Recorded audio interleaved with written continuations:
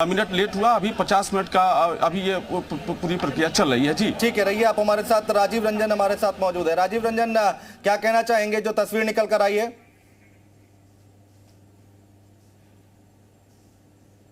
देखिए, अभी तो ये प्रारंभिक रुझान है।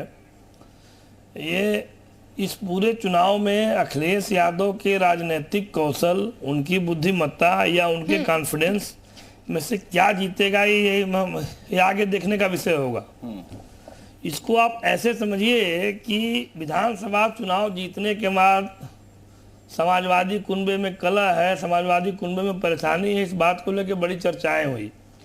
उसके बाद ये दो लोकसभा के चुनाव हो रहे थे, हालांकि ये दोनों समाजवादी पार्टी की सेफ सीट है। चलिए सर, मैं वापस आपके पास लौट रही हूँ और ये पूरा एनालाइज जो है किया जा रहा है वो मैं वापस आपसे जरूर जानूंगी, लेकिन इस वक्त हमारे सहयोगी हमारे साथ तो जुड़े हुए हैं जब्बार, उनका भी हम रुख कर लेते हैं। जब्बार, जरा जानकारी दीजिएगा, क्या अपडेट है अभी?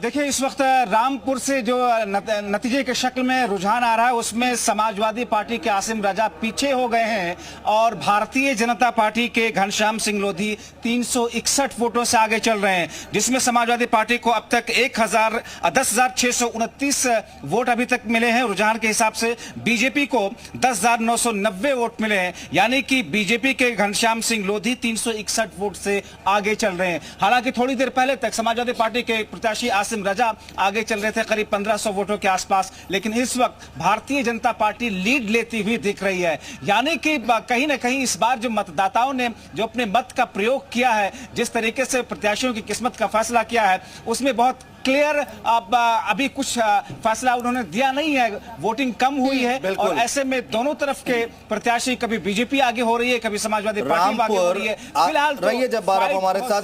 रामपुर, कपिल श्रीवास्तव जी, रामपुर और आजमगढ़ में अगर इस तरह की नेक टू नेक फाइट होगी तो ये तो आपका गढ़ रहा है, यहाँ तो आपके लोग हैं, यहाँ तो आप जीतते आ रहे हैं, यहाँ तो मुश्किल हो जाएगी अब आपको।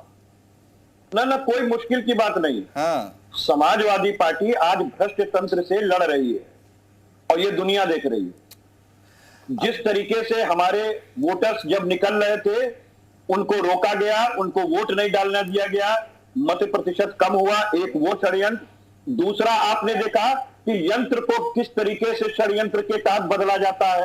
आपके सामने अगर कैंडिडेट जो है स्ट्रांग रूम खुल रहा है, जो कि हमारे ही प्रतिनिधियों के सामने सील बंद होता है, तो हमारे ही प्रतिनिधि के सामने खुलेगा, वहां नहीं जाने दिया जा रहा है।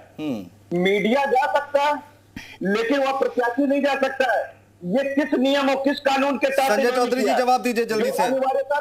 धर्मेंद्र यादव का जिक्र कर रहे हैं, कपिल श्रीवास्तव जी कह रहे हैं कि अंदर नहीं जाने दे रहे हैं आप लोग। कि आप अभी कह रहे थे, मैंने आजमगढ़ से पता किया है। दरअसल चुनाव में क्या होता है कि इलेक्शन एजेंट और कैंडिडेट ये दोनों इक्वल एबिलिटी रखते हैं। वहां समाजवादी पार्टी का इलेक्शन एजेंट समय से पहले पहुंच गया था और उसने उस स्ट्रांग रूम को खुलवाते समय उपस्थित रहा था। जब इलेक्शन एजेंट पहुंच गया तो उसके बाद कैंडिडेट ने भी जाने की कोशिश की। चुनाव में नामांकन के बाद कैंडिडेट जैसी ही भूमिका उसकी इलेक्शन एजेंट की हो जाती है। उसका हस्ताक्षर भी वैसे ही काम करता है जैसे कैंडिडेट का काम करता है। तो कैंडिडेट या इलेक्शन एजेंट में से किसी एक आदमी की उपस्थिति अनिवार्य होती है, और चूंकि इलेक्शन एजेंट पहुंच गया था इसीलिए कैंडिडेट को रोका गया था। इलेक्शन या कैंडिडेट दोनों में से एक होता है और उसका हस्ताक्षर भी वैसे ही काम करता है चुनाव में जैसे कैंडिडेट का काम करता है। तो मुझे लगता है